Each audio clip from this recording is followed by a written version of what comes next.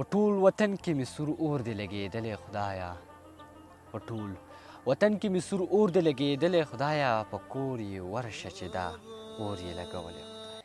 سلامونه مې واخلې انسدادان یم په دغه هیله په دغه تمه چې ټول به ښه او خوشحاله به یې د ژوند په شوبو کې به نننۍ ویډیو چې کومه ده دا د نورو ویډیو نه لږ شانتې مختلف ده. نورو ویډیو کې به مونږ د یو کس ذکر کولو د یو شاعر ذکر کولو. نننۍ ویډیو کې به مونږ د خپل پروګرام ذکر کوو. مخکې چې کوم زموږ د پروګرام نوم و پاک وطن پروګرام. اوس داسې بلا مینهوالو هغوی خواهش تو چې د پاک وطن پروګرام نوم دې چینج کړلی شي. داسې بلا شاعرانو وینا یې دا وه چې پاک وطن پروګرام نوم ښه نوم دی خو دلته نو هغې راته وویلې چې ادبي ستوري کې نو ډېره به ښه نو د مینهوالو په خواهش او د شاعرانو په خواهش زما د چینل نوم چې کوم دی او د پروګرام نوم هغه چینج شولو او ادبي ستوري شولو. د نن نه بعد به چې کومه ویډیو هم راځي په هغې کې به ادبي ستوري پروګرام یادیږي او د ما د یوټیوب د لارې چې کوم چینل دی هغه ادبي ستوري دی او د فیسبوک د لارې چې کوم چینل دی هغه انسدادان دی. خو ما ورته نن هم ریکویسټ کړی و چې زما د فیسبوک د لارې دا نیم چې کوم شي دا ادبي ستوري شي. خو هغې ما ته دوباره دغه شانتې ریپلی راکړله. هغې د میسیج رالو دوباره د فیسبوک سایټ نه چې ستا نیم اوس نه چینج کېږي هغه کې به لږ وخت لګېږي. نو ما ویل چې زه به مینهوالو سره یو ویډیو شیر کړم.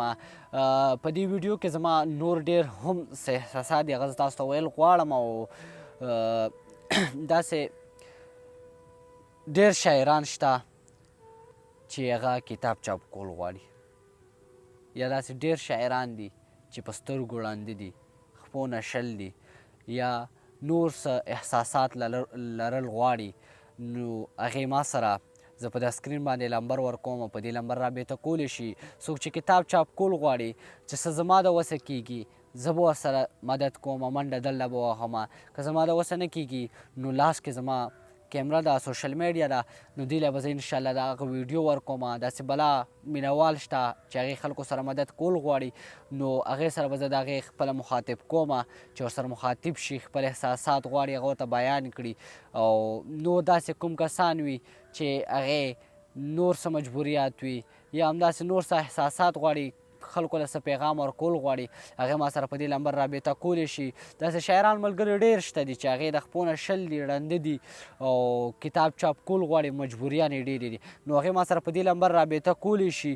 او د دې نه مخکې ما چې تاسو ته کوم د نظم یو دوه شعره ویلي وو هغه نظم به در سره پوره شعر کوم چې واورئ نو ډېره به ښه دغه د ساحل افریدي نظم دی امان الله ګران صاحب او محمد جنان صاحب ته ډالۍ وي ولې چې د په ادبي ستورو پروګرام کې ما سره ډېره منډه وواله او ډېرې ځان دواړو ستړی کو او هغې دواړو ته دغه نظم ډالۍ وي د کابایلو فریاد. په ټول وطن کې مې سور اور دی لګېدلی خدایا په ټول وطن کې مې سور اور دی لګېدلی خدایا په کور یې ورشه چې دا اور یې لګولی خدایا. وطن مو ټول ویران کنډر شو خدای چرته لاړ شو وطن مو ټول ویران کنډر شو خدای چرته لاړ شو بغیر له تا مو سر نشته د چادر ته لاړ شو.